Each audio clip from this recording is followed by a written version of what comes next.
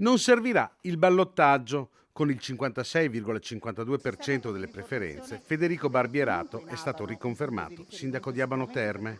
Vittoria schiacciante Questo è un per il momento sindaco storico uscente per il nostro sostenuto da PD territorio, e abbiamo voluto civiche di fortemente. centrosinistra.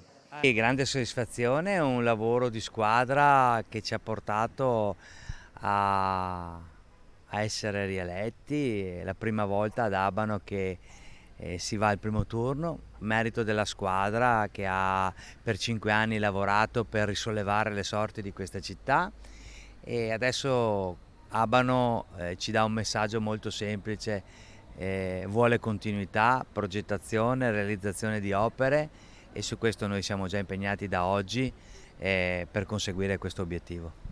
Luigi Ciccarese, sostenuto dalla Lega e civiche di centrodestra, si è fermato al 30,7%, mentre Antonio Franciosi, candidato di Fratelli d'Italia, ha ottenuto il 12,8%. Per È aperta Barbierato un il po' secondo il mandato sarà in dibattito continuità su che sempre al tipo di lavoro per funzioni si rilanciare al deve all'interno di massimo le quell'area. terme.